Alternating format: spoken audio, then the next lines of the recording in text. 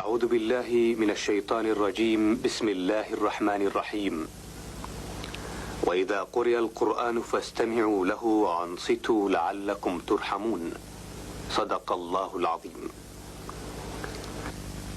هذه تلاوة مباركة من القرآن الكريم من سورة الأنبياء من الآية 16 إلى الآية 42، ويتلوها المقرئ الشيخ محمد شرف الحلواني.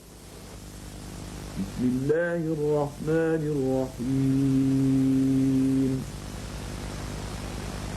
وما خلقنا السماء والأرض وما بينهما لاعبين.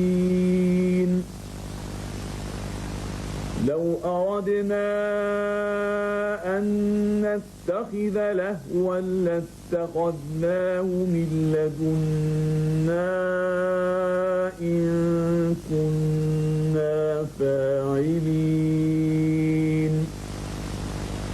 بل نقذف بالحق على الباطل فيدمغه فإذا هو زاهق.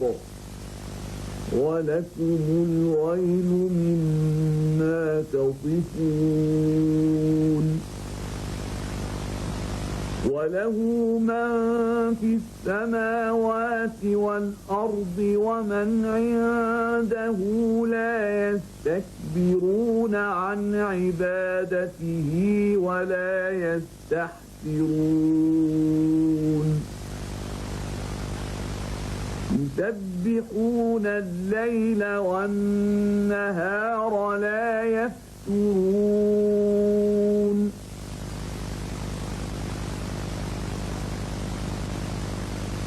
أم اتخذوا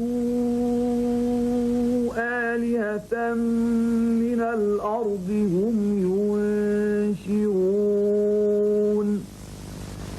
لو كان فيهما آلهة إلا الله لفسدتا. مشاهدينا الأعزاء، بهذه الآيات البينات من كتاب الله الكريم نصل وإياكم على ختام برامجنا.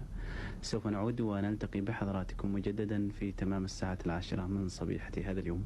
حتى ذلك الحين نترككم في رعاية الله وحفظه، مع أطيب تحية لكم من تلفزيون المملكة العربية السعودية القناة الأولى. تصبحون على خير، والسلام عليكم ورحمة الله وبركاته.